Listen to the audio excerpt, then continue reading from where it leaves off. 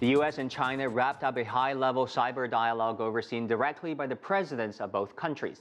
Yet the challenges in the world of cybersecurity remain for both countries and beyond. Earlier, I talked to Daniel Wagner, author of Virtual Terror, and he explained why.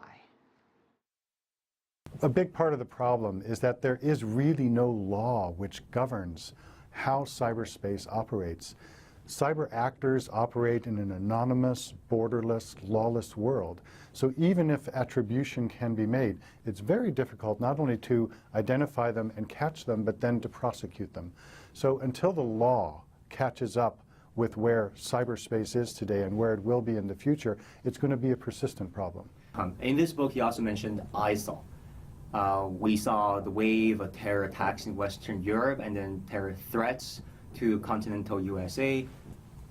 How do you look at this technology being employed by ISIL? Once ISIL no longer has a physical presence in Iraq and Syria, which won't be very long from now, or at least not much of one, they've gradually shifted toward fighting their battle through cyberspace, and they're masterful at it. They've been developing this approach for many years, and they could actually teach governments a lot about how you can fight a battle over the airwaves. They fight a cyber jihad. They have adherents from all around the world, millions of people who follow them. And no matter how the technology changes, they always find a way to communicate with each other. Alleged Russian hacking of U.S. elections last year. Of course, there's counter-accusation from the Russian government. How do you look at evidence and this war of words from both sides? As I discuss in the book, it's very difficult to attribute with any clarity and absolute certainty who has done what, because governments especially, who are very advanced in this subject, have the ability to attribute actions that they have taken to someone else. So when there's a question raised about whether Russia was actually responsible for hacking of the DNC and other actions during the election, it's very difficult to provide proof.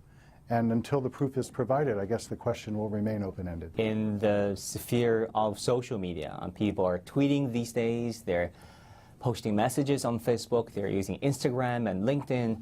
What would be your advice to them? And the truth is that anyone with a smartphone, anyone with a laptop, can become a victim of cyber terrorism. Your smartphone can become activated by microphone, by video, anytime, and you'll never even know it. So if you think it's somebody else's problem half a world away, you're mistaken. Everyone should presume that every time they log onto the internet, every time they engage in social media, the actions that they take, the things that they write, the pictures that they send, they should presume that those will eventually become public information. There are some very basic things that people can do. It's